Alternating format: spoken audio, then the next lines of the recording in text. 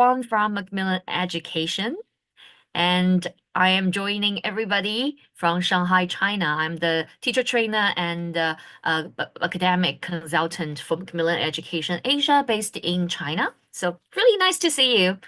Oh, I can see a lot of teachers from Asia already, Thailand, Vietnam, but also from Mid East, Egypt, and Jordan. Yeah, a lot of teachers are joining us from the globe. Oh, thank you. Thank you for letting me know where you're joining us from. And good morning, good afternoon, and good evening again. So thank you for joining the 2025 Macmillan Education's Global Teachers Festival. It is actually the biggest event of the year for teachers. So I'm really, really glad to be here with you, with teachers from everywhere, yeah, to joining us. And not sure if it is the first session, first day you have joined the Global Teachers Festival. Maybe you have already joined us earlier this week from Monday, Tuesday, Wednesday. Yeah, this is the fourth day already. So thank you for coming back. If you have already, yeah, joined us earlier, it's already the fourth session. Wow, very diligent, very hardworking. Thank you for joining us. And hopefully you have already taken away something you find useful, find inspiring. Yeah. So let me share my screen with you first. So for someone who might be new, who might be joining us for the first oh, wait a second, that's not the right screen. Wait a second. Yes, here we go. Okay, that's it. So yeah, it is a very, very big event. We have got 21 talks in total delivered by 25 international speakers and over this week and the next week. So it's a very, very big event to start the year, to bring something like informative and useful to teachers to get started for 2025. And it is the fourth day of the first week. We have talked about conversation skills, well-being. We have talked about some of the really, really practical topics like the opening event, the family day with like Ben and David, with Sarah and Susan. It's really, really interesting. If you didn't attend these ones, feel free to go back to check the recordings. And also, please, please stay tuned for the upcoming sessions as well. So today it is a critical thinking day with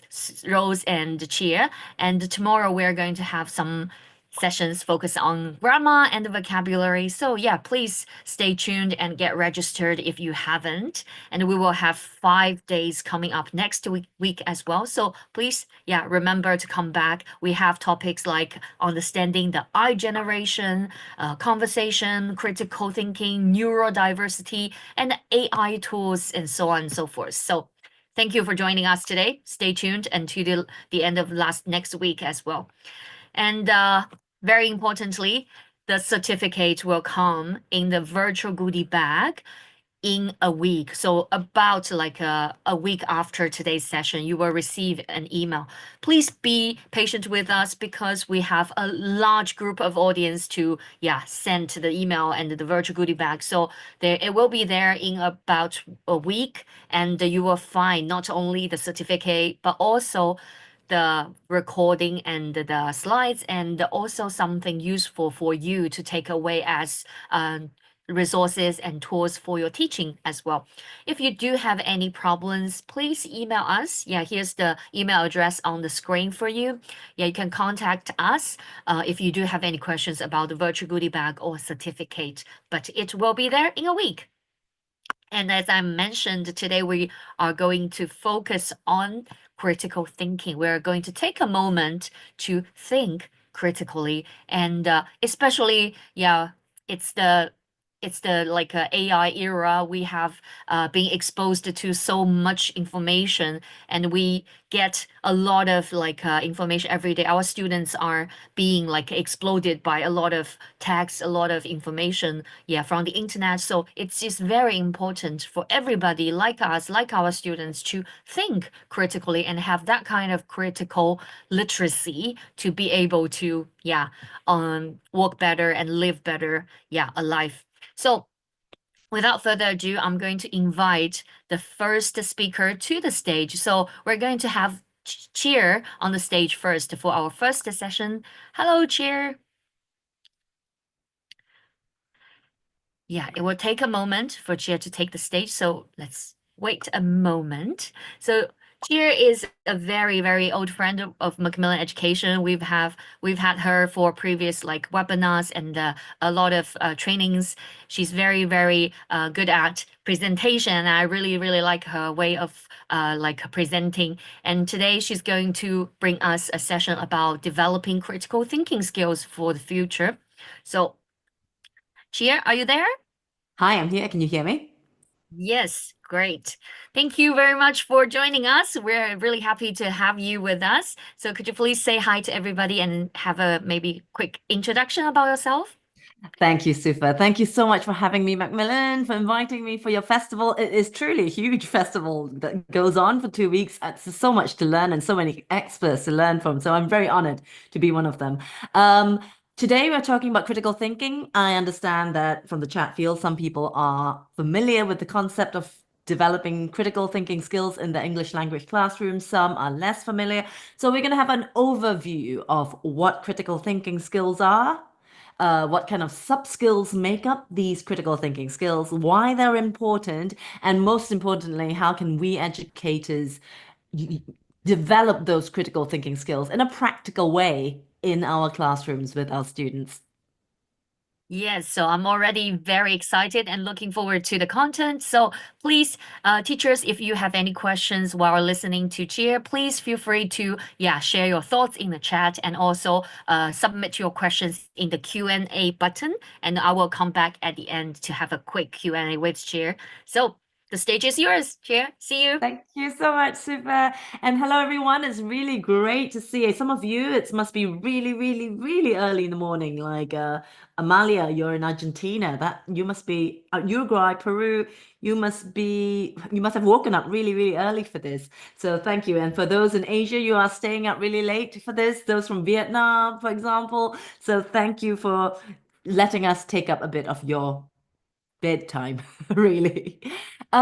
So critical thinking skills. Let's first think about what critical thinking is. So while I pull up my slides, if you can give me a quick, simple, it's hard to do this simply, but simple definition of critical thinking in the chat box, let's see what you come up with.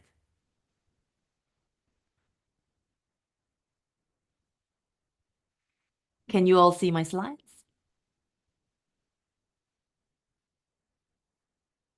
Brilliant. Thank you. Thanks for the feedback.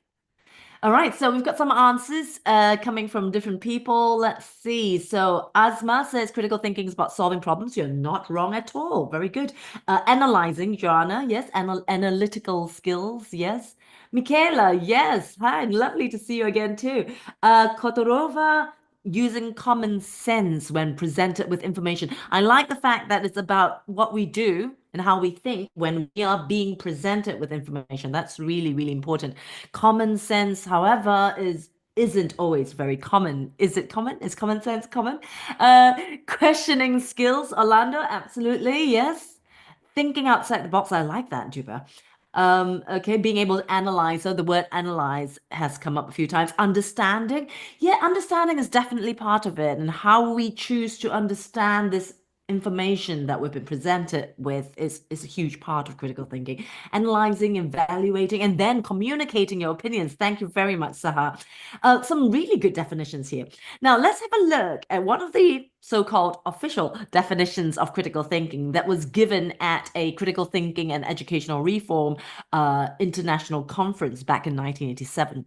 So Scriven and Paul says critical thinking is the intellectually disciplined process, this already sounds very highly academic, of actively and skillfully conceptualizing, applying, analyzing, synthesizing, and or evaluating information gathered from or generated by observation, experience, reflection, reasoning, or communication as a guide to belief and action. That sounds extremely academic, extremely complicated, but we can see some keywords that you have already mentioned here, like analyzing, evaluating, and also not to forget things like reflecting on our own thoughts, our own experience, observation when being presented with information that might come in many different forms, and communicating those thoughts, those opinions to others, and also listening and understanding what others are communicating to us. So let's put this really simply.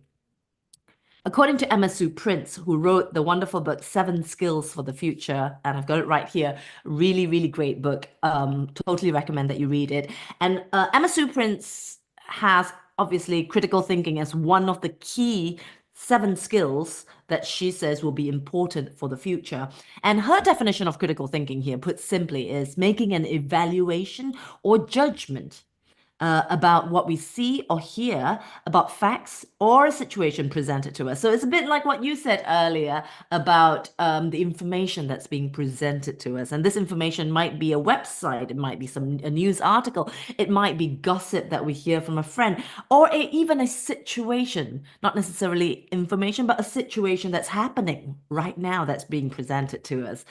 So it's about how we evaluate and make judgments when hearing about this. And the origin of critical thinking dates all the way back to Socrates, who identified that our natural human tendency is to justify answers to questions based on emotions or impulse thinking rather than a logical or reasoned response. And I think I really want to emphasize that this is not just something that happened hundreds of years ago. This is something that we still do and probably do a lot of these days because of the amount of information that we're constantly exposed to through social media, through the internet. And in order to process that information quickly, we tend to make judgments very much based on our feelings, our emotions, impulsive thinking, rather than having the time to logically consider what we understand from the situation, from the information, and form a reasoned response.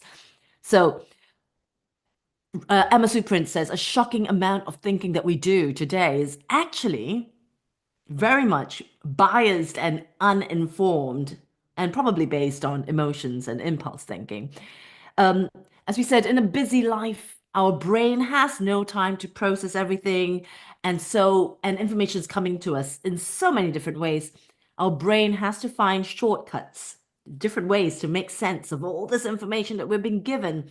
And so we've become used to this light approach, this fast, easy shortcut that allows us to make decisions and make judgments on situations and evaluate if something is good or bad or a threat, whether to fight or flight quickly based on emotions, based on impulse thinking. And that can't be very good because, as we know, there is a lot of fake news out there. And sometimes basing our decisions just on our emotions might lead us down the wrong path to the wrong conclusions. Now, Bloom's taxonomy is a great way of looking at critical thinking by breaking the concept down into several cognitive skills. So right at the bottom of this pyramid, we see remember. So helping students to remember what they've read, remember what they've listened to, remember what they've learned, and then helping them to understand it. So not just repeating what they've heard, but actually understanding what they've heard. Maybe we might do this by asking students to summarize an article with a partner to make sure they've fully understood it. But understanding alone is not enough. We want them to be able to apply it. As they say, give a man a fish and he eats for a day, teach a man to fish and he eats for a lifetime. So we want them to be able to apply what they've understood. I mean, as language teachers, we know the difference between understanding and learning about the present perfect and actually being able to use the present perfect. Two different things there. But as we move further up the pyramid, we realize that it doesn't stop at applying. We've got analyzing information, which several of you have mentioned in the chat field, evaluating information, critiquing it, understanding, what if we did this? What if we did that? The pros and cons. And then finally, at the top of the pyramid, being able to create, design, innovate in order to make something and develop something of our own based on the information we've been given. Now, all these make up critical thinking skills, but as we can see, the lower parts of the pyramids are what we call lower order thinking skills. And traditionally in education, this is what we're very used to doing with students, right? Getting students to remember and recall what they've read, what they've learned in the last lesson, checking that they understand using concept checking questions, for example, getting them to apply by doing some gap fills. But what we're trying to get students to do more of is perhaps getting them to push that further to higher order thinking skills like analyzing the information, evaluating it, and then perhaps creating something of their own.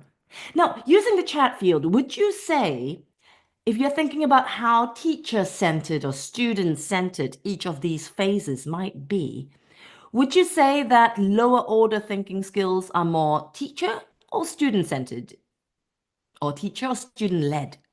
And when it comes to higher order thinking skills, would you say they tend to be teacher or student centered? Just using the chat field, what do you think? Which type of skills tend to be teacher led and or teacher centered, and which kind of skills tend to be student centered? I've got lots of answers coming in. Masissa says for lower order thinking skills, more teacher centered. Yes, so does Michaela. Pinky as well says lower order is teacher-centered. Of course, both can be teacher-led, Orlando, to answer that. Both can be teacher-led, but which one tends to focus more on what the teacher says, teacher standing up there, and which one really is a focus on student, right, student-centered. If we look over here, we can see that the higher order thinking skills, like many of you have suggested here, are more student-centered the higher up we go. And the ones right at the bottom, simply asking students to memorize, duplicate, repeat, define, tend to be more teacher-led, right? Teachers stand up there, explain, get students to understand, so on and so forth. So let's see how this applies when developing critical thinking skills in the language classroom. Now, to understand critical thinking skills, perhaps it is best that we divide them into sub-skills because critical thinking is huge. It encompasses so many different skills. So what different sub-skills are we really talking about? So here's a quick summary, and then we're going to look at them in a bit more detail. We've got analytical skills. Very often critical thinking and analytical thinking are used almost synonymously because thinking critically is the ability to analyze the information we receive. So analytical thinking is often used to talk about critical thinking. They are slightly different, but analytical thinking is definitely a sub-skill of critical thinking. And then we have the ability to do research and to formulate reasoned judgment, problem-solving skills, decision-making skills, reflective thinking, the ability to reflect, open-mindedness, and communication skills, the ability to communicate our opinions, our ideas, but also to listen and understand the ideas and the perspectives of others. Joanna, you're absolutely right. We simply can't just divide the skills between teachers and learners. Absolutely. And hopefully by the end of today's talk, we can see the role of teachers in helping to develop those critical thinking skills with students.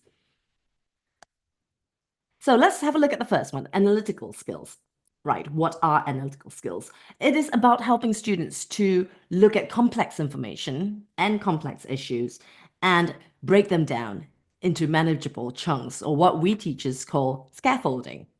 To help students recognize the relationships between two different parts of a text, for example, the cause, the effect, the whys, the reasons, the patterns and trends in the data they're looking at, making connections, and absolutely, yes, Fatma, making connections to real life as well, and evaluating the strength of the arguments presented to us and looking for evidence that support those arguments.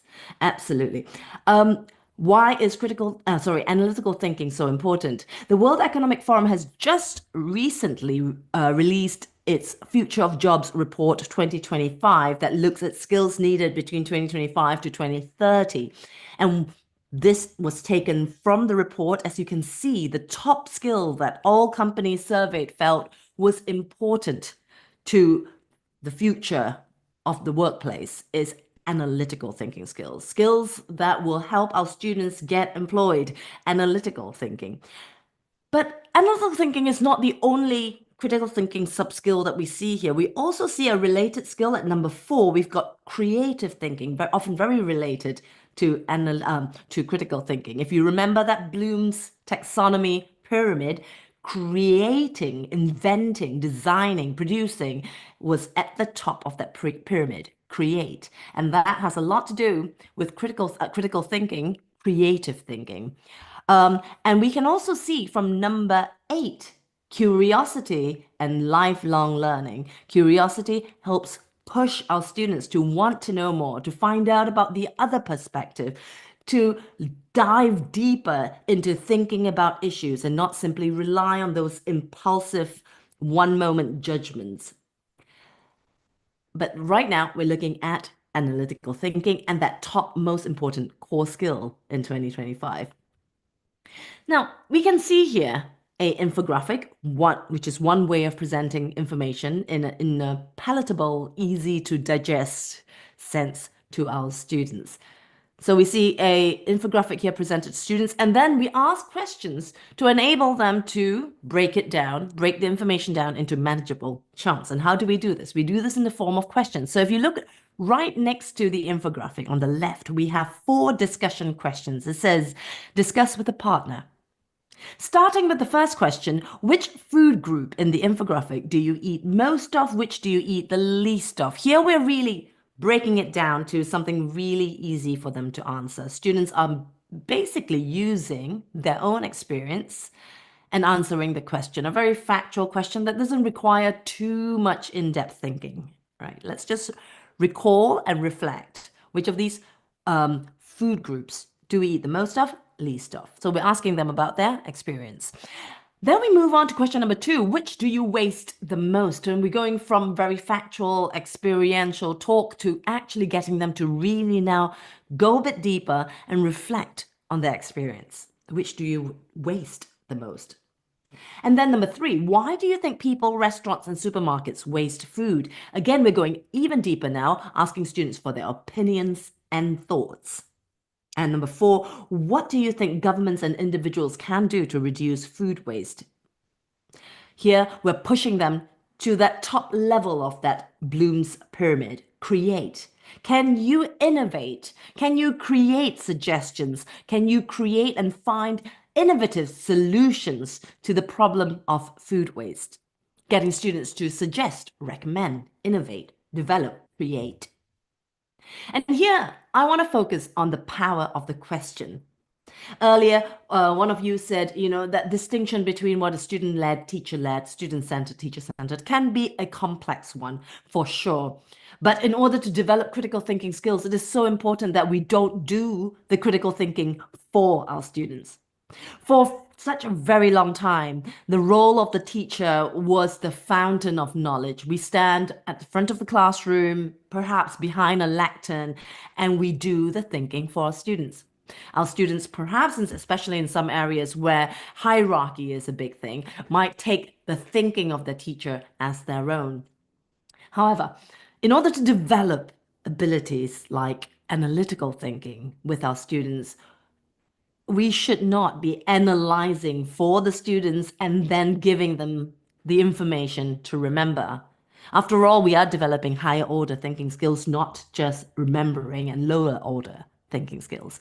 In order for students to actually develop higher order thinking skills, they need to be practicing higher order thinking skills like analyzing. So instead of doing the thinking for them and giving them the answer, ask them questions. Understand that the question is important. Ask them about their experience. Ask them to reflect on their experience. Ask them about the thoughts and opinions. And then get them to create and suggest solutions to those problems. Here are some other examples of questions that we can ask students.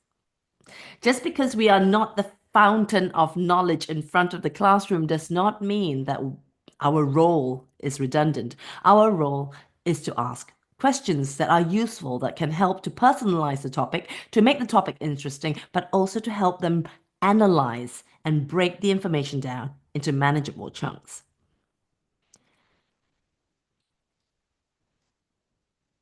Absolutely. Nelly, why questions make students think critically? Let me expand on that even further. Perhaps not just why questions, but open-ended questions. Questions that don't have a yes or no answer. Questions that are open so that students can really dig deep and reflect and think.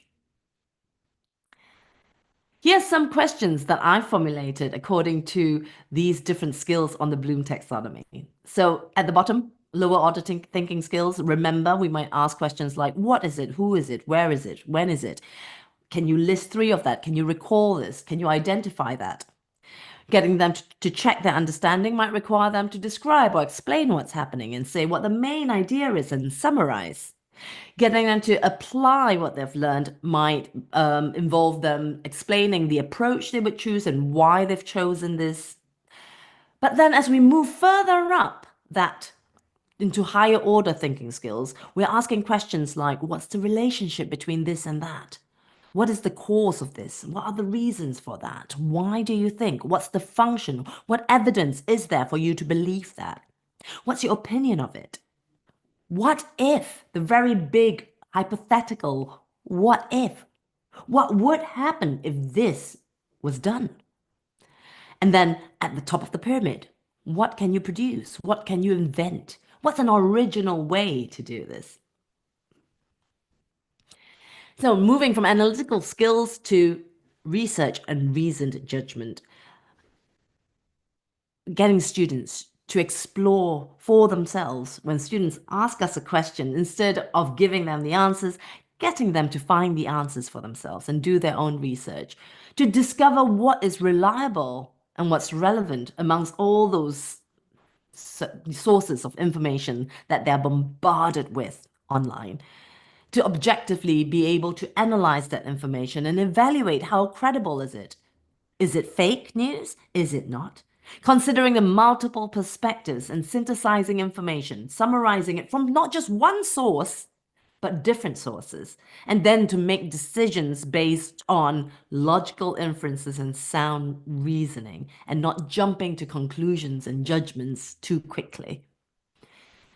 So, for example, we could start really, really easily. We have a unit about shipping and how the world's goods are transported.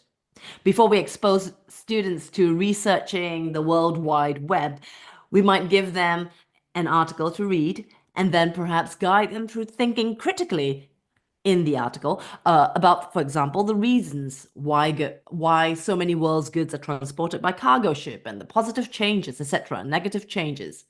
So we start with an article, a reading article, and getting them to think critically about the information given.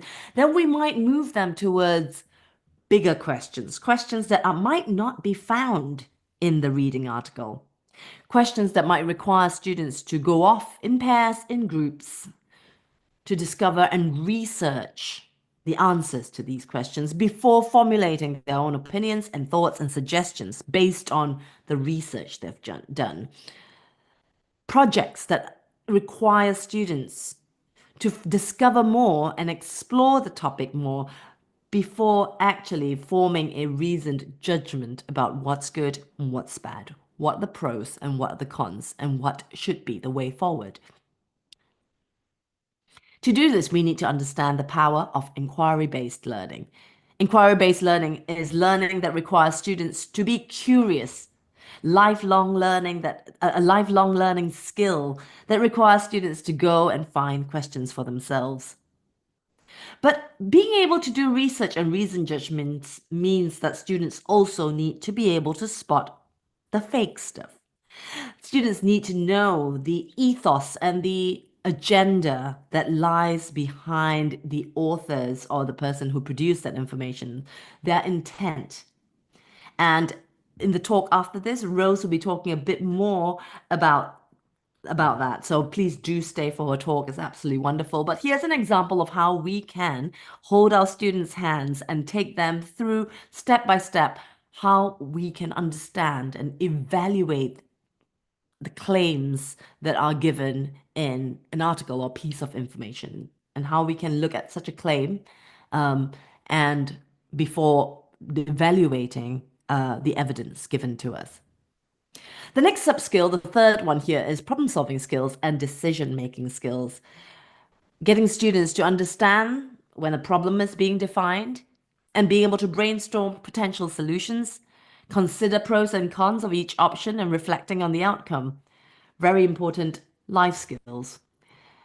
So we might have a problem such as this, a litter problem presented in a listening article, and getting students in groups, in pairs, to discuss the suggestions that were presented in the listening. And then most importantly, number 3 here, coming up with their own ways of stopping people from throwing litter in the street. So we have a clear problem, potential solutions, and then give me your own solutions structure, which you can do to practically any problem that you choose to highlight in class.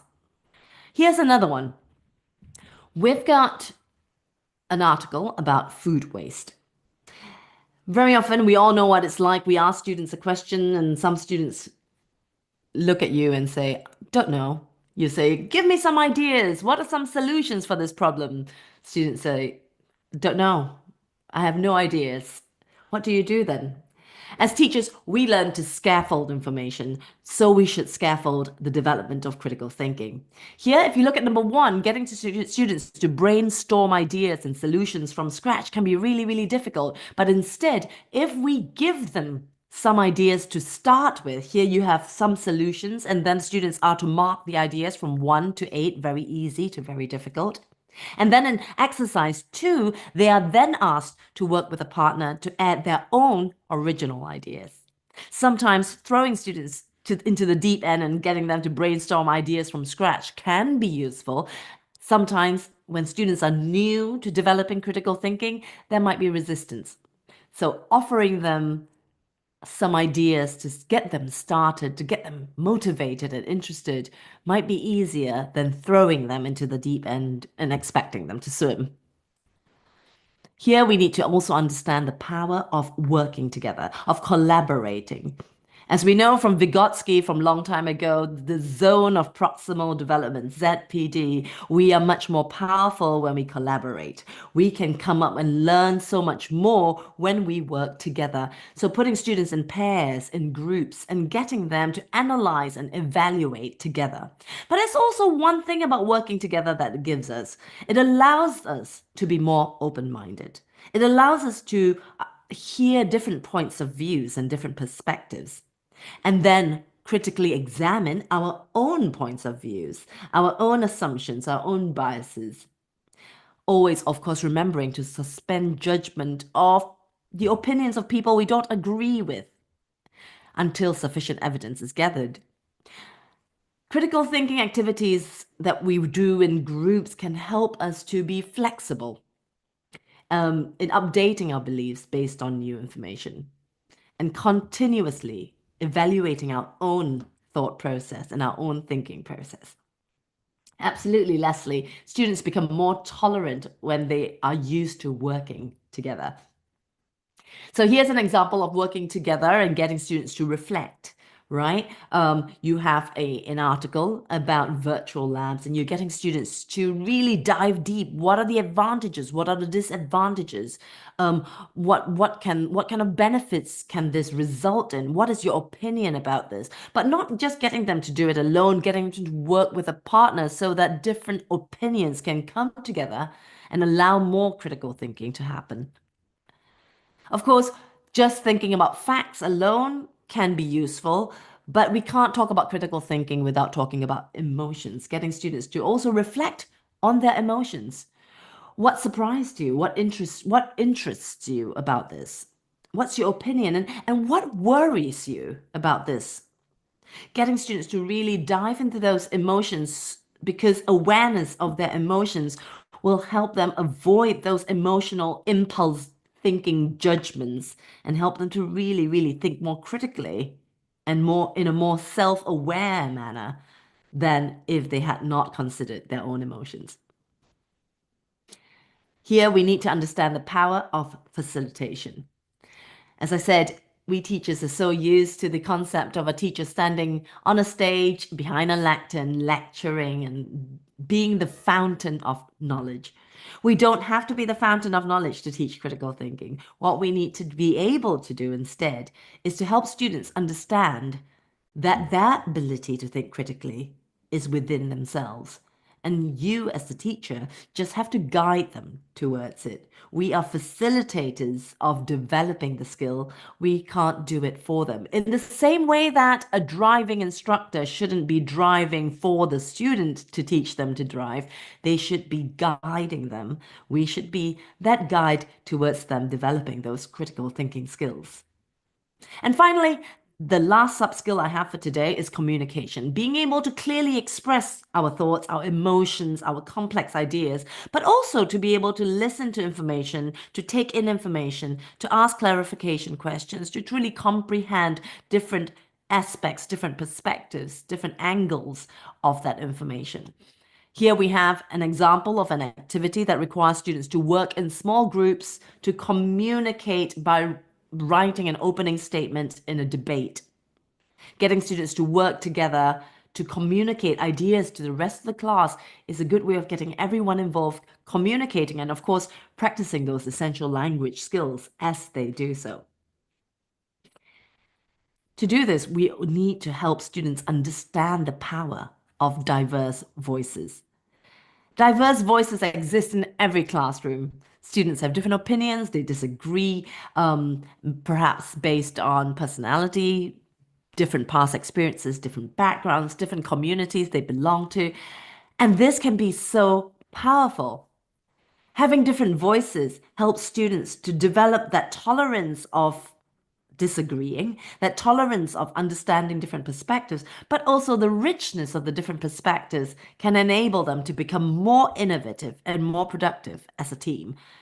So provide a safe space where students feel comfortable to offer their own opinions, even though their opinions might be unique and different to the opinions of others in the class. And give students that chance to consider different perspectives, because when we can take the perspectives of others, can we really think or help students to think critically? Active listening and understanding others isn't simply about understanding superficial surface meaning. It is also being able to infer the speaker's opinion. Why did the speaker say this? What evidence do they have for saying this? What is their intention? Do they have a hidden agenda? So helping students to infer and identify the message that the speaker wants us to go away with. So there you have it. 5 different sub-skills that critical thinking consists of. Notice it's a Venn diagram. So there are overlaps. There are analytical skills needed when we're problem solving and making decisions. We need to be reflective and open-minded when we're doing that research and considering the evidence, as well as when we're communicating that information and those thoughts with others in an interaction. We need to communicate well in order to problem solve and make decisions together in a collaborative team. These skills overlap with each other, but they are all playing a huge part in thinking critically, and they're all part of developing those essential critical thinking skills for the language classroom. So I leave you with this. As educators, in order to develop critical thinking skills in the classroom for the future of our students, we need to understand the power of questions, asking questions, and getting students to be curious so that they can go and find those answers for themselves through inquiry-based learning. And allowing students to work together in pairs, in groups, to collaborate and find those answers together and then evaluate and innovate together. Understanding the power of facilitating learning, not doing it for them, not being the fountain of knowledge, but facilitating them and guiding them so that they find the answers for themselves. And finally, understanding the power of diversity and diverse voices. Having different opinions in the classroom can only help us to learn more and perhaps be more innovative. So with that, I'd like to thank you for coming today, and I believe we have a bit of time for some question and answers. Thank you so much for participating in the chat field. Do you have any questions? Yes, thank you, Chair, for the wonderful session. Yeah, to provide like a sub-skill like structure for teachers to understand the concept of critical thinking, because it could be a little bit abstract sometimes to teach like critical thinking in our classroom. Yeah, it's good to see the questions together with the Bloom's taxonomy. Yeah, it's really, really helpful. And yeah, teachers are very curious about a lot of things, but I can see there is a common like a question about scaffolding, especially about the language proficiency and also about the ideas of forming like that kind of critical thinking ideas when the students are beginners, learners, when they are maybe young. How do we like scaffold to provide them with the like language proficiency or the thoughts about these critical higher order thinking skill questions? Thank you Yes. so much. That's a great, great question. And thank you to those who asked that question. See, I'm of the opinion that let's deal with language proficiency first, and then we'll talk about age. I'm Mm. really of the opinion that just because someone has a low level of language ability or fluency, it has no relationship with their level of intelligence. It doesn't mean they have a low level of intelligence. I've had some of the most interesting and cognitively crunchy discussions with some of my beginner learners. I actually believe that if we present them with projects, with discussions that are truly interesting to them, um, rather than simply saying what's in your bag or what are you doing this weekend, which can be useful conversation starters, but to give them a discussion that truly motivates them to communicate their opinions, truly makes them want to go, oh, I really want to talk about this with my class. I really want to tell them what I believe. I really want to tell them what I feel. It pushes them to communicate with whatever little language they might have. So I really think sometimes we can do deep thinking and critical thinking depending on how we guide them, the questions we provide, the vocabulary we provide, can scaffold them to have some really meaningful discussions and group work in the classroom, even at beginner levels. I've done that with many of the beginner students, and it's been very, very fulfilling. So that's with low level learners.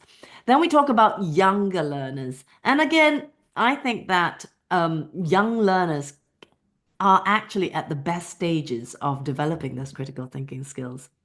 I'm sure some of you have worked with um, elderly adults who might not have encountered critical thinking. I've had older students who say to me, I've never ever had anyone ask for my opinion in a classroom before.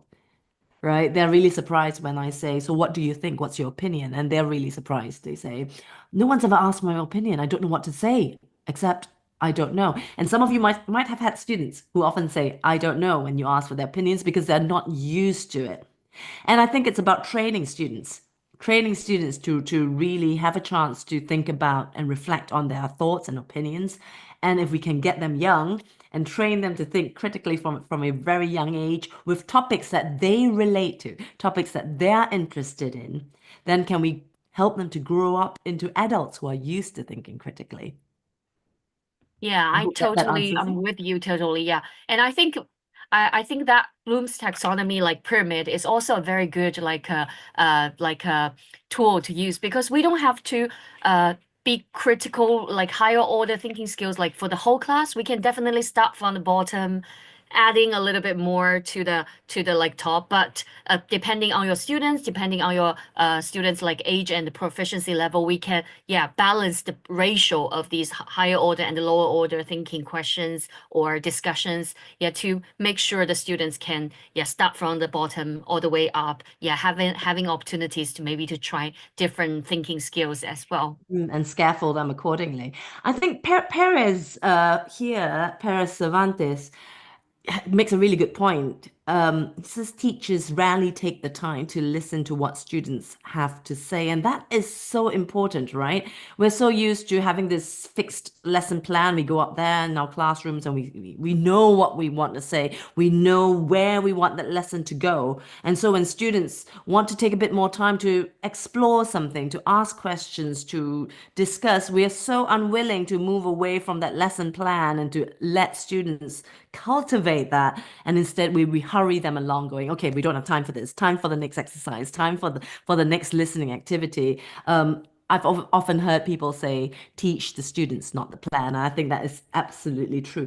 But I think also it's not just teachers, students themselves don't take the time to think critically anymore. We live in an age where, we have very little attention span.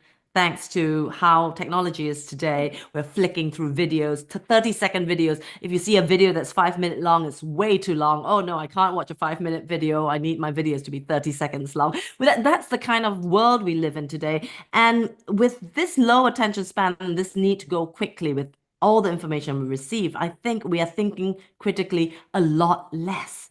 So really, as a teacher, it's about providing that space for them to slow down and to really dive into one topic deeply for a certain period of time without them getting impatient and finding ways to motivate them and scaffold that discussion. I think that is a skill that all students of all ages can take with them and benefit from for all their lives, not just in the English language classroom. Definitely, I'm totally with you.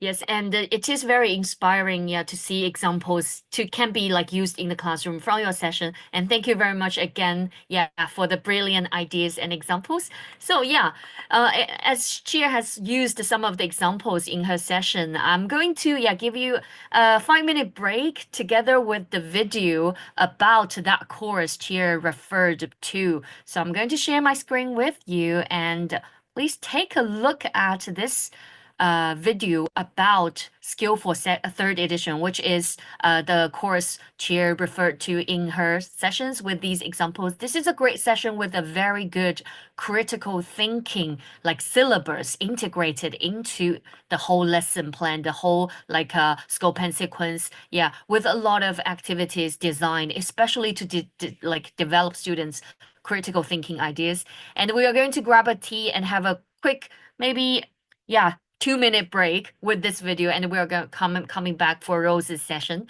Yeah, so please have a look at this video and take a 2-minute break.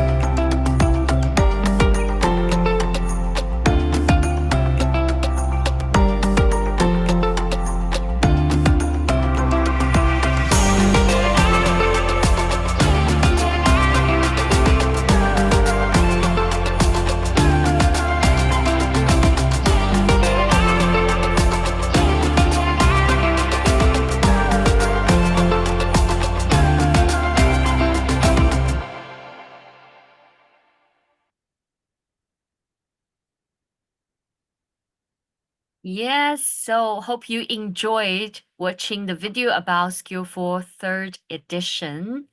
And because we don't have time for much break, so we are going to just move on to Rose's session really quickly. And I will be back at the end to talk you through about the course with Skillful third edition. If you're interested, yeah, just keep like stay tuned until the end. Now I'm going to introduce you to Rose. Please, Rose, say hi to everyone. Hi, Super, and hi, everybody who is joining in all around the world. I've been following during Chia's session, and it's great to see so many of you from so many different countries. Let us know where you're from. Let's have a look again in the chat. We've got Uzbekistan, Mexico, Iraq, all over the place. Fantastic to see you here with us.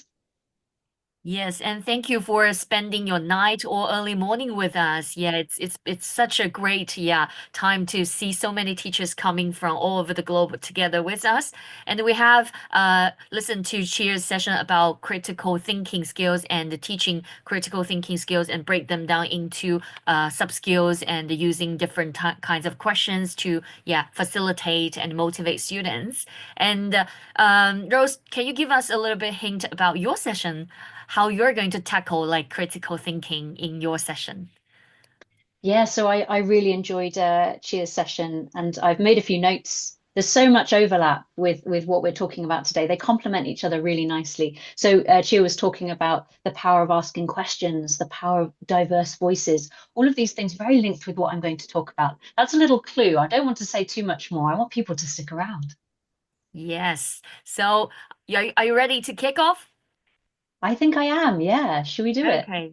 Great. So I will be watching the Q&A and the chat box. If you do have any questions for Rose, please don't hesitate to submit your questions using the Q&A, and I will be back at the end to do that short, quick Q&A with Rose. So see you. Great. Thanks, Super.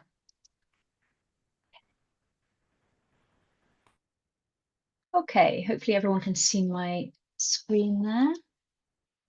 Okay, so hi everyone. It's really great to be joining you, whatever time it is, wherever you are in the world. And firstly, just to say it's a real pleasure to be invited to speak at the Macmillan Education Global Teachers Festival. It's my first time speaking at the festival. I've been along many years, but I'm really excited to be here talking to you today. Now, I've only got 30 minutes. And my aim in the next half an hour is to cover 3 key points. This is what we're going to look at. First, I'm going to try and explore the relationship between language and power, and to try and establish why this is important in our work as language educators. The second is I would like to unpack this term critical literacy that I have included in my title, and to talk about why it's important for both for us as teachers, but also for our learners. And finally, I want to look at how to embed critical literacy within our own language teaching, and in particular, how to apply some critical literacy strategies with texts that we work with in the classroom. So I hope that's what you're here for today. Please do comment along in the chat if that's your thing. I can't promise to read all of it because I know it goes very fast, but I'll be great to know that you're just kind of engaging with the questions and the points that I'm making as we go. Okay, so let's get stuck in. So I'd like to begin by asking you to think about power. And of course, I'm here talking about the kind of socio-political kind rather than the energy or electrical kind of power. What is it? What does power mean to you? I think we all have a fairly basic understanding of what power is, even though it isn't always that tangible. It's not a very concrete concept, and it can be really difficult to define or pin down. And there's definitely more than one way of understanding the term power. Here's a useful model by Van Klassen and Miller. The model highlights 4 different ways of understanding power. As I go through them, I'd like you to reflect on which one of the 4 is closest to your own definition of the term. So perhaps the most common way of thinking about power is to think about having power over someone or something. Viewing power in this way can have very negative associations, because in order to have power over, you must take it from someone else and use it to gain and maintain a dominant position. When we witness or experience the use of force, abuse of power, repression, or discrimination against individuals or whole groups of people, this is power over. But there are other ways of understanding power. Perhaps your own definition was more focused on collaboration, solidarity, and building collective strength. If that's the case, your understanding of power is closer to that of power with. Power with involves multiplying individual talents, knowledge, and skills to try and build bridges and promote equity by working together with one another. Or maybe your understanding of power was having the power to do something. In this model, power to refers to the unique potential of every human being to shape, change, or have an impact on their life and the world. This understanding of power emphasizes that each and every one of us has some power to make a difference. And the final way of understanding power, according to this model, is power within. This type of power encompasses a sense of self-knowledge, self-worth, personal strength, and inner capacity. It's characterized by inner resilience, self-awareness, positive self-belief, and authenticity, and includes an ability to have hope for the future. But what's all this got to do with language teaching? Well, unsurprisingly, I'm going to argue it has everything to do with it. Firstly, because I hope we want our learners to be tapping into their power within, their power to, and their collective power with, to use the language they're learning to make a positive difference in the world. And secondly, because it's through language and how we communicate that power is most commonly exercised. Relationships of power are evident in language all around us, and our learners need to be able to identify, critique, and sometimes resist this in their own language use. But perhaps a few examples of this would be helpful first. So let's now look at some examples from both written and spoken discourse to illustrate how language is used to exert power and influence in all sorts of different contexts, but in particular, politics, advertising, and the media. So one way that we use language to mark status and show respect to someone with more power is through different forms of address. When more formal titles are used to describe or address a person, this is one way of showing deference to their perceived status. That power can also be relinquished, for example, by the person with the title insisting on first name terms, or it could be resisted by refusing to use a person's title. In this image, the owner of the shop here is showing a high level of respect and reverence for their customers, which might be typical of some cultures, but unusual in others. Another common feature of language and power is the use of metaphor. And metaphor is frequently used in advertising as it creates vivid imagery, which makes a message more memorable and therefore more powerful. Metaphors can be also a convenient way to express really complex ideas that are harder to describe literally. So this supermarket ad with the words "squeeze more out of your shop," accompanied by the images of citric fruits, is a clever mental image to convey the idea of saving money. The kind of familiar, chatty, informal language that's commonly used in advertisements, like the one on the screen now, is designed to influence the customer and ultimately to persuade them to make a purchase. The applied linguist Norman Fairclough called this synthetic personalization. This is where language is used to address the masses, but a feeling of intimacy and friendliness is created by making it appear as if we're being spoken to as individuals. Because the second person you can refer both to the singular and the plural in English, it's used in ad campaigns to make us feel as if the advertisement speaks directly to us, which adds power to the message. But synthetic personalization doesn't have to include the second person pronoun. This clever Specsavers ad is another good example. In this campaign, the reader is made to feel as if they are singled out because, assuming that you're able to actually read the message, of course, it speaks directly to them. Not only that, it thanks them personally for acting on the message. And just in case there are some of you who are tuning in on your mobile phones and who can't read the text here, it actually says, "Can the people who can read this poster tell the people who can't to book an eye test? Thanks, Specsavers." So to be fair to you all, the original was on a billboard poster, so a lot larger rather than on a screen. So please don't worry if you're one of those people who can't read it. Okay, let's look at another example.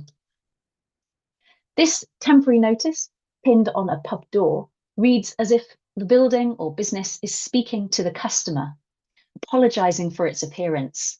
This use of personification, where human attributes are applied to non-human entities, is another feature of language that can be used to persuade. We can find lots of instances of this in marketing. Rhetorical questions are also commonly used in political speech, newspaper headlines, in advertising, and as slogans of protest. They're often used suggestively to put an idea into our heads, like in this image, or to encourage the audience to consider their own personal response to the question being asked. And whether language is spoken or written, we also pay attention to speech sound properties as we listen and read. Alliteration, which is the repetition of consonant sounds at the beginning of two or more nearby words, is one way that authors can draw attention to their core message in a text by linking together thematically related words or ideas. Many big brands like Coca-Cola, for example, include alliteration in their brand names or in their company slogans to increase recall and therefore brand recognition. This serves to further the power that they have over any potential customers. So this is by no means an exhaustive list, but these are just a few examples to illustrate how language can be used in very different and sometimes very ordinary situations to exert power or to try to gain or maintain power and influence. So this relationship between language and power, I think it's really fundamental to understanding critical literacy. And this is what we're going to turn to now. Grounded in the work of Paulo Freire in the late 1940s, critical literacy is a way of reading text that helps people understand the connection between language and power. For Freire, reading was not just a mechanical process. It wasn't just about decoding words, but reading the word involved simultaneously reading the world. For Freire, context really mattered, and he believed that the way we read any text is actually mediated through our day-to-day lived experiences. Texts themselves are historically and socio-politically and geographically situated, but so too is the act of reading them. And therefore, literacy is not just about reading the words on a page, but it's also about understanding the world beyond it, including its many systems and structures of power, and making connections between the two. So today I'm going to share with you a framework for critical literacy that I'm most familiar with, which comes from a 2002 paper by Mitzi Lewison, Amy Seeley-Flint, and Katie Vance-Lewis. And in this article, the authors propose a 4 dimensions model of critical literacy, which drew from many studies published in the 30 years prior to them writing their own. So for Lewison and her colleagues, critical literacy can be understood as, firstly, disrupting the commonplace, interrogating multiple viewpoints, focusing on the socio-political, and finally, taking action for social justice. So let's examine each of these 4 dimensions in turn and consider how they might relate to a text. Or in other words, what critical questions, just to link back to Chia's idea of the power of asking questions, what critical questions could be asked of a text in order to uncover relationships of power, including hidden or obscured meanings, assumptions, and biases. So the first of the 4 dimensions is disrupting the commonplace. And for Lewison and her colleagues, what this basically involves is questioning commonly accepted ways of viewing the world, experiences, and ways of being, as well as analysing how language supports or can disrupt the status quo. And if we were to apply this dimension to a text to disrupt the commonplace, here are some examples of questions we might ask. Do you agree with the message contained in the text? Are there any messages, views, or beliefs represented in the text that you disagree with? Are these views held by many people in wider society? Do you agree with the way the author represents society or the world? Do you think everybody would read and respond to the text in the same way? How might a reader's identity affect how they respond to the text? And how is your interpretation of this text influenced by your knowledge of when and where it was produced? Okay, so let's move on quickly now to the second dimension. This is interrogating multiple viewpoints. For Lewison and her colleagues, this dimension involves asking whose voices are missing or marginalized from texts or from the world, the wide world, identifying and evaluating viewpoints different to your own, and making difference distinct and visible. So again, some of the questions we might ask of texts that relate to this dimension include: whose voice is represented? How are these voices represented? Are they positively represented, negatively? Are they weak? Are they strong? And so on. How might the representation of different voices in the text impact the reader's beliefs about these individuals or communities? Whose voices are missing? Why might the author have not included those views? How are different identities represented in the text? And to what extent does the author present these identities as complex and multiple? Do you agree with the way that different identities are represented? Okay, moving on to the third of Lewison's dimensions. This relates to socio-political issues. And for Lewison, this involves identifying and questioning established social systems and structures, using literacy to engage in the politics of everyday life, examining power relationships between and among individuals. Associated questions that we or our learners could ask of texts includes: what issues, systems, or structures of power are represented in the text? What, if anything, promotes, protects, or threatens the power? Who in the text has the most power? Where does that power come from? Do characters in the text use their power in a positive or a negative way? Who in the text has the least power? Why is that? And what would need to change for them to become more powerful? Do you think the representation of power in the text is realistic? Okay, and finally, the fourth and final, last dimension, taking action. So according to this dimension, critical literacy is understood as using language to question practices of privilege and injustice, and bringing about change in inappropriate, unequal power relationships. And the related problem-posing questions: does the text contain any messages about how we should or shouldn't act? Do you agree with them? How would reading this text influence the way people think about society or the world? Will the text have an impact on how you act, speak, or understand the world? Does the text make you think you need to change in some way? And how can the audience of this text work to change the world for the better? So, in summary, those are the 4 dimensions of critical literacy. It's worth mentioning that for Lewison and her colleagues, critical literacy is not a series of activities, but it's rather an attitude or a stance. It's a kind of orientation that we take towards reading texts and the wider world that we encounter every day. And it's not necessary that all of these dimensions need to be included in activities that you do in the classroom for students to be engaging in critical literacy. By examining text using any one of these dimensions, you are engaging in critical literacy itself. Okay, so let's get practical, I think. In the final part of my talk today, I want to focus on 3 critical literacy strategies that you might want to try out with your learners. Now, to illustrate these 3 strategies, I'm going to use a series of short texts. However, I really want to emphasize that these are strategies that can be applied to almost any text, from fairy tales to TikTok videos to political speeches. These strategies can work with them all.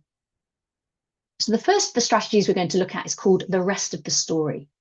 And to illustrate this, I'm going to show you a short text. Just for a bit of context, the text is an ad for a company called Swiss Life, which is the largest life insurance company in Switzerland. The premise of this ad campaign is that our plans in life can change, and for this, we need to buy life insurance. So here is the text. And really, I'm interested in the first sentence on the screen only. She's my everything went wrong. The ad plays on this theme of continuity, the sentence continues, the words keep flowing, just like life doesn't stop even when something dramatic happens in the middle of it. But we have to think about it for a second, to read it a couple of times just to work out why it doesn't work out grammatically. Okay, here's what I'd like you to do. First, I'd like you to consider what you know. Okay, what do you know from this 5-word story? Only the key information that you are sure about. If you'd like to, you can pop your ideas in the chat box now. What do you know from these 5 words?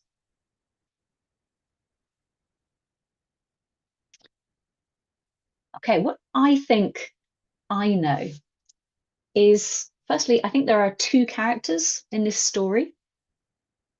One of the characters is female, and the speaker or the writer loved this other character. But something happened, something bad. Okay, that's what I know. Next, I want you to ask yourself what you don't know. What information is missing? Think about the characters, the setting, the plot, any information you don't yet have. And I'd like you to think of questions that you'd like to know the answer to. And again, you can put these in the chat box if you'd like to. So let me give you an example. Here's one of my questions. What is the gender of the speaker or the writer? What other questions would you like to know the answer to? Pop them in the chat box now.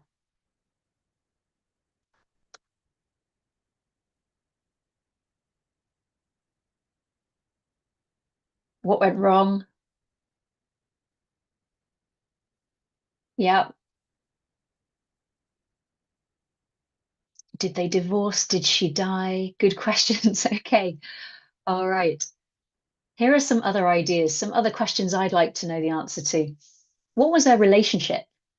Okay, so were they friends? Were they partners? Were they family members? And what was the relationship? How old are they? Was this teenage romance? Was it a lifelong love affair? Is the speaker human? We don't know that. Could be a non-human entity. What went wrong? A lot of you asked this. What happened? When did they last communicate? Will they ever meet again? And there's obviously an assumption there with the again that they've actually met somehow before. Okay, so the idea here really is to practice identifying what we actually know from reading a piece of text and what we don't. Practice time and time again. Learners will soon start to develop an instinct to look for the information that's missing when they read, rather than simply taking the information that's presented to them at face value. It also highlights that there are many different ways of reading a text, and that when we read something, we don't all come to the same conclusions about it or the same understandings about its meaning. Now, I've just used a very short text to illustrate this strategy, but it works just as well with longer ones. Okay, so that's our first critical literacy strategy. I'm going to go on to the next now. This one is called juxtaposing texts. It's also a relatively straightforward one, but depending on the text that you're using, it might involve a little bit of preparation. Simply put, it's the idea of putting 2 similar texts side by side for readers to explore and notice the similarities and differences in the way that information is being presented to them. So the key thing is that the texts are about the same topic. For example, they cover the same news story, or maybe they're different versions of the same folk tale, something like this. But there should be a difference. For example, they could be authored by different people, or published at different times, or come from different places. Comparing and contrasting the texts helps to make salient how the message in the text is presented in a certain way to its audience. This in turn may help us as readers to identify specifically who the text is written by, for, and the author's perspectives, assumptions, and potential biases. Okay, so I'm going to share 2 texts with you now. I'd like you to take a moment to read and compare them. And while you're reading, I'd like you to think about why they might be presented in such a different way. So there are the 2 texts. Have a look. Why are they presented in such a different way?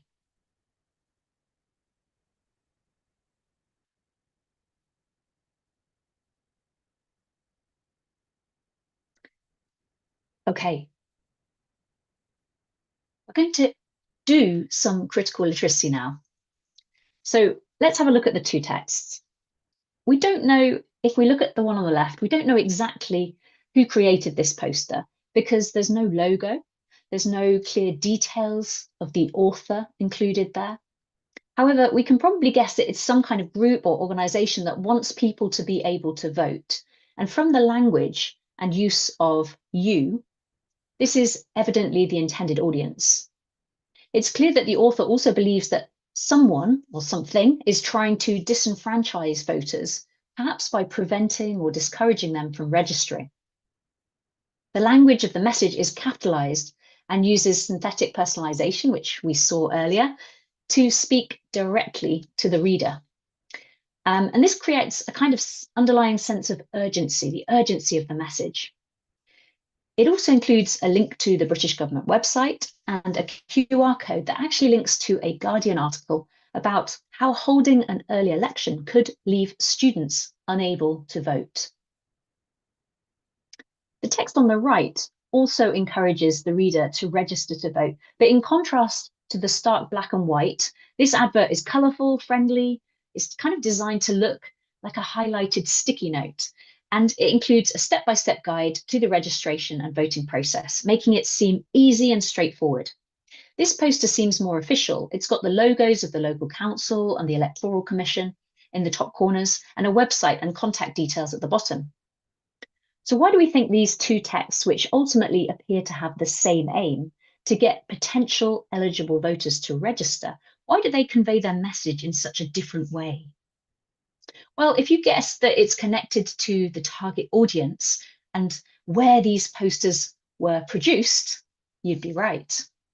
So in the first poster, the reference to them in don't let them stop you voting refers to the government, who had recently introduced a new law requiring ID cards to vote in the UK.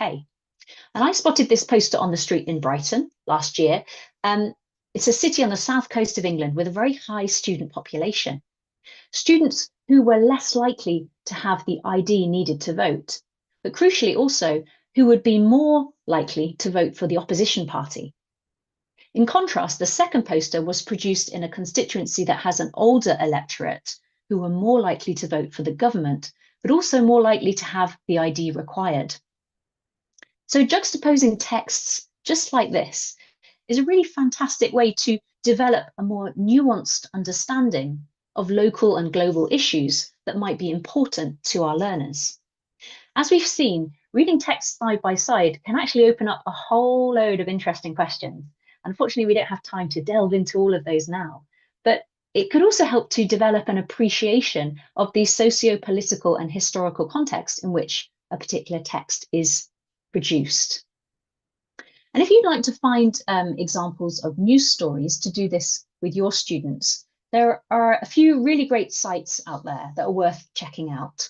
The first I'd recommend is the BBC Review of the Papers, which every day of the week features screenshots of the front pages of all the major British newspapers and a short summary of the major news stories of the day. So that's one. And then another one I use frequently with students is called News Compare. This is another useful site for comparing and contrasting texts. It's a news story comparison site which basically aggregates stories on the same topic from the left, right, and centre of the political spectrum, so that you can read them side by side for easy comparison and notice some of the differences. Okay, let's move on now to the final strategy, which is missing voices. So our final critical literacy strategy that I'd like to share with you today, this missing voices, is all about identifying the voices, perspectives, and narratives that are centered in a text, and also simultaneously to identify those that are peripheral or missing entirely. And it works best with stories rather than more factual, informative texts, although you'll see it can also be applied to our work and teaching practices more widely as well. So to make this strategy as relevant as possible to your teaching context and your groups of students, I'd like you to think about a story that you've used with learners in class recently. So keep this one in mind. It could be a story you've used with younger learners, like a storybook. It could be a story from a blog post, a story from a published course book, a news story. Any of these will do. And the first thing that I'd like you to do, once you've chosen your story, is identify whose voices are missing from it. Perhaps there's a character who doesn't speak in the story, or who you don't hear from. Or perhaps there are a number of characters who are sidelined in the background, who are not central to the plot. So the first step of this strategy is just to identify these individuals or groups. And next, I'd like you to choose one of the characters from your list, and I'd like you to imagine a moment in the story from this character's perspective. Ideally, and if you were doing this with a group of learners, I'd have students write this imagined perspective down, at least in note form. But instead, I'm just going to give you a few moments to think about this. Think about the perspective of your character, your sidelined character in the story.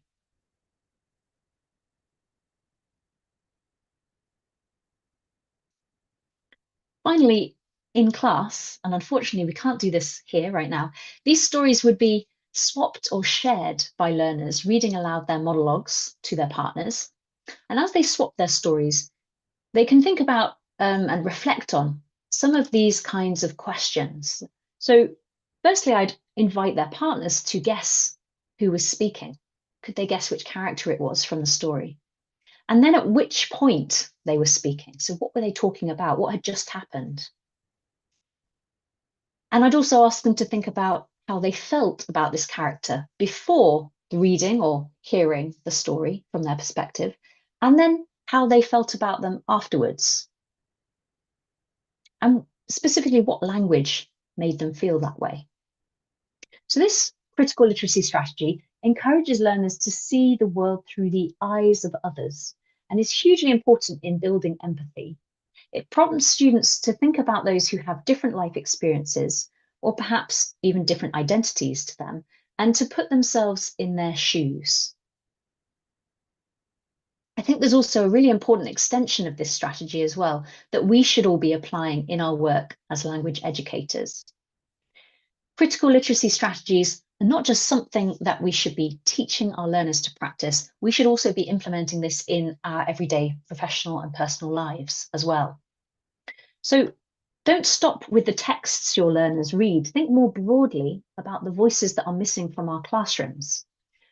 Think about the texts, any kind of texts we bring into class, and that includes audio and video texts as well, any multimodal texts.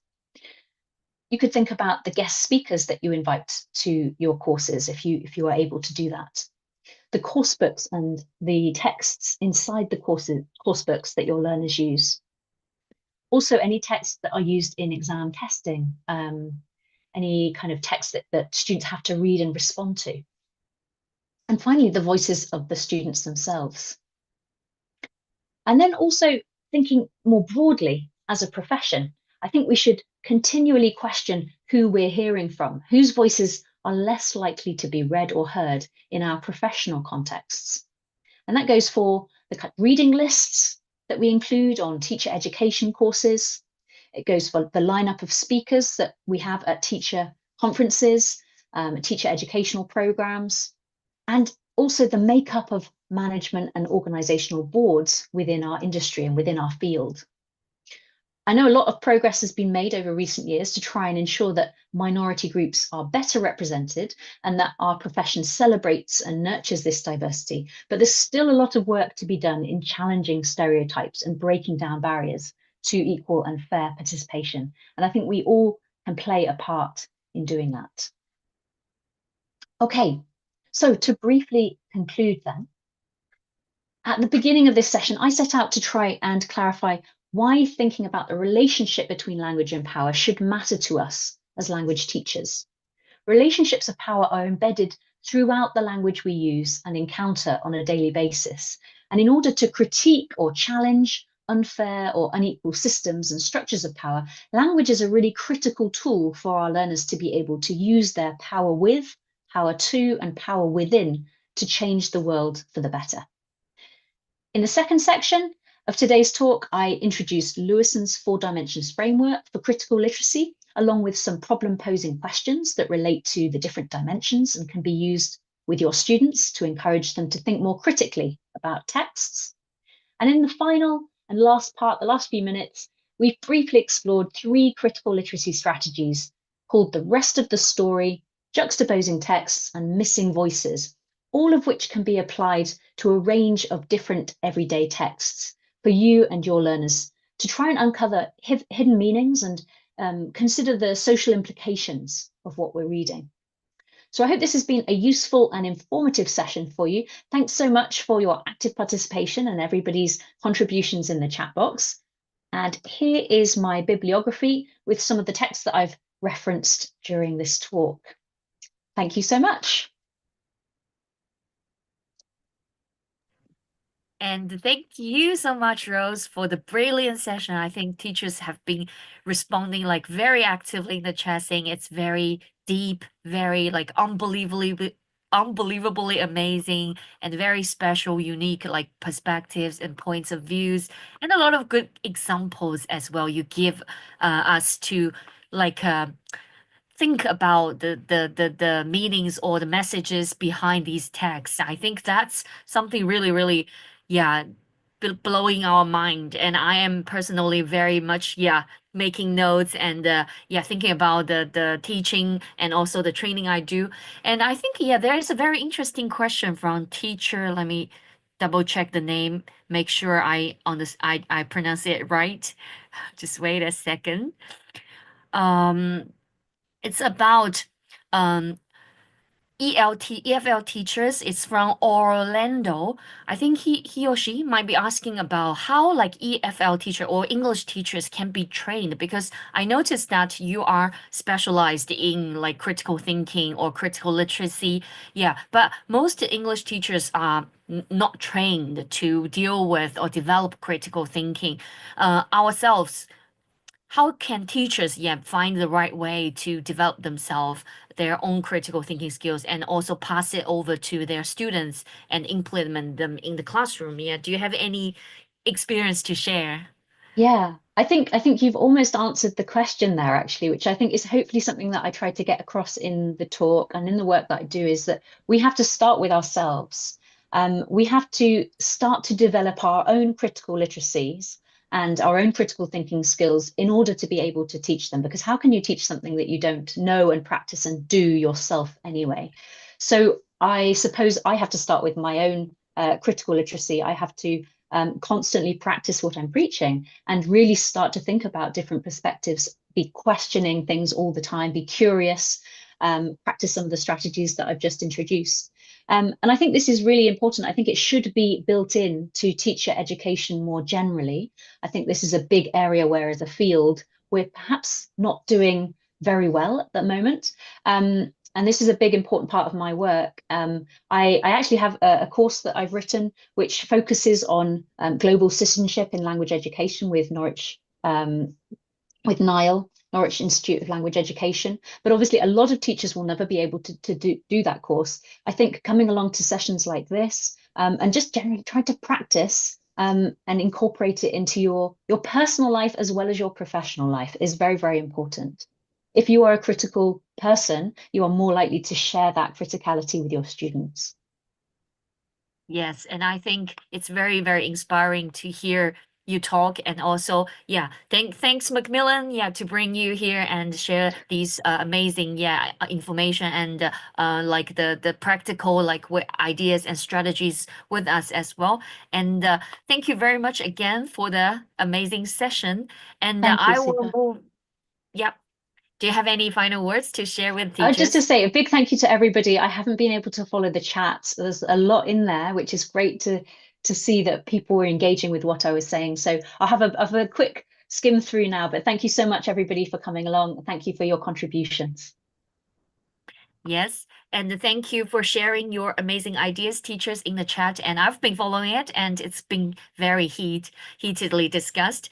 And teachers also ask about like what kind of books, courses that's available to help you with your critical thinking, like teaching in the classroom. So here I come with this brilliant course book.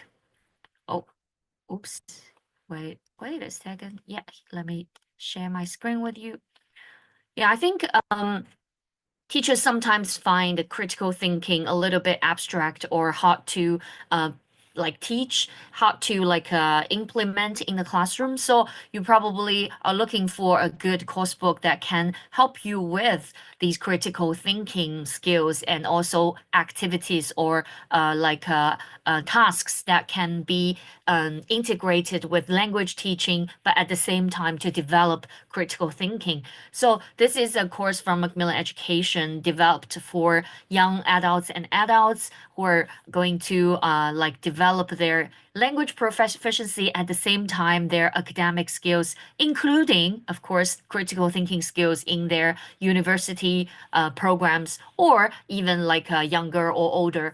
But it is a very good course book because we have covered language proficiencies from CEFR level A1 all the way up to C1. So no matter if it's like a beginner learner with like lower language proficiencies, they can still find the right level to get started. But we have integrated the whole academic skills and also critical thinking skills syllabus within it. And it is a 5-level, academic English course for students who are looking for these kind of development. And we want to prepare students to be ready with the skills needed for this data-driven world.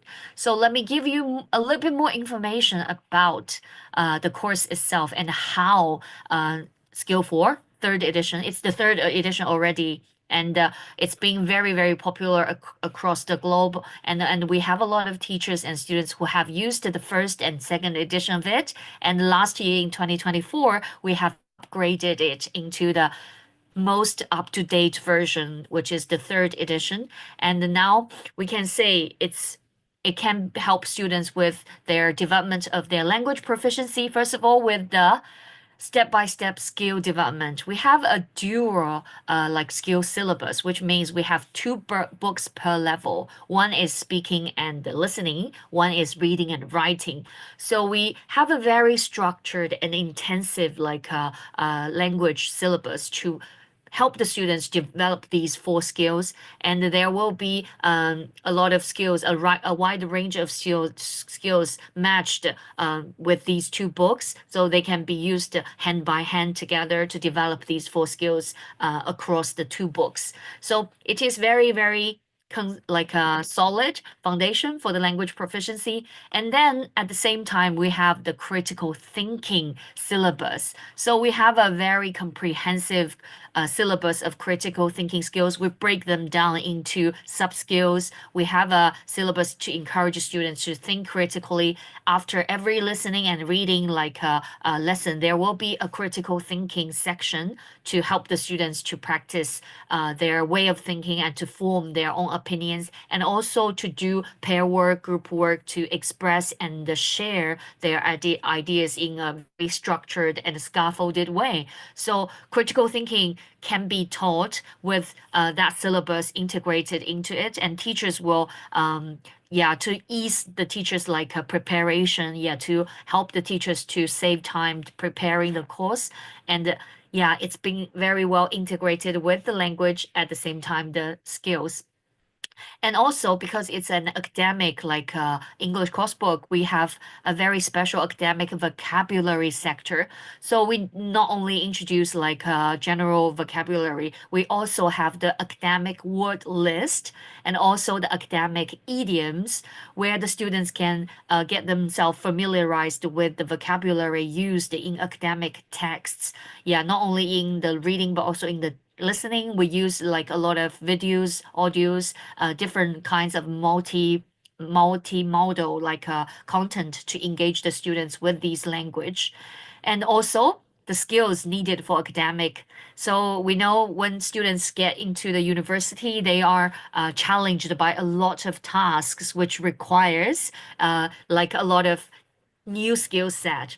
Critical thinking skills can be one, but also at the same time, there will be a lot of academic skills needed for them to cope with the university life, to do maybe seminars, to work in groups, to do presentations. Yeah, there will be a lot of skills needed, not only the language. So this academic skills part helps the students to survive in the university or even higher education like stages. And then lastly, we also want to give students a lot of independent practice opportunities. We have offered the students a student app where they can access all the content to do all the practice after the class. So this app gives students very good opportunities to be an independent learner wherever or whenever they want. Yeah, and of course, it's the app for students. We have another app for teachers as well. So all the digital and all the worksheets, all the ebooks, all the audios and videos will be available for teachers through our teachers app as well. So that is how Skillful third edition can help the students prepare them for academic success, especially with the critical thinking skills integrated into the whole course book. And what makes the book even better is we have got a very strong and powerful voice from our Springer Nature like a group. We have Scientific American content integrated into Skillful course book. Anyone who have read like Scientific American, let me know. Let me see your hands up in the chat. So Scientific American has been one of the most widely read like journals, magazines across the globe. It is the oldest continuously published magazine in the US, and it's been published and read for more than 10 million people monthly across the globe. And also we have more than 200 like Nobel Prize winners to be the writers throughout the history. So you can scan this QR code to download a piece of the Scientific American sector from Skillful third edition if you're interested. And if you want to explore more about the course, about the Skillful third edition course, we have prepared a very good tool powered by AI. So you can see the link in the chat now. So we have this AI powered guided like showroom of the course.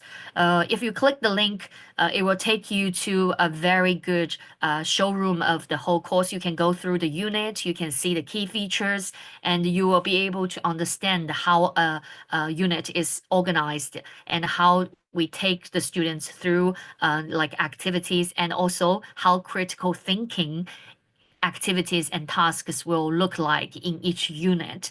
So please do, take your time to click the link and explore the showroom. If you do have any questions, ask the AI assistant Maya there. Hopefully Maya will get you with what you want, the information about the course as well. And also, if you are ready to go forward, if you want to contact our local Macmillan representatives to get more information about Skillful third edition, here's another link in the chat. Here's another link to request like a contact from Macmillan Education local representatives. So input your email, your contact information. We will get to you as soon as possible after the session to provide you with more information about Skillful third edition. And this is one of my favorite course at Macmillan Education as well. It's very, very popular in Asia. We have a lot of students and teachers are using Skillful third edition. In the university like context, sometimes even younger students will use it as a course book for preparing to go study abroad, because it's very well mapped to IELTS, the IELTS examination, and also it gets students ready for academic English they need to use in the English speaking countries for university or undergraduate or postgraduate study. So it is a very, very good course to for students to prepare for their university or even study abroad. So feel free to click these 2 links in the chat to explore the course or get contact with us. And the American English thing, yes, it is an American English course, but with that in mind, we have actually integrated a lot of content, multimedia content. So the students will be exposed to a lot of different content, videos with different kinds of accents, different kinds of cultural backgrounds information. So it is actually a very global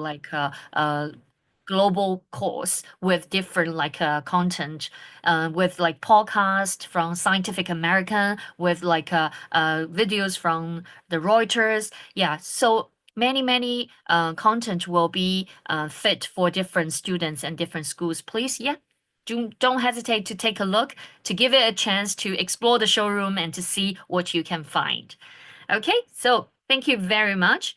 And before I let you go, please let me give you a quick shout out about our podcast by Will and Harry. If you attended the Tuesday session of this week, I think Will and Harry had another session about their podcast. Yeah, it's a podcast like webinar, style webinar.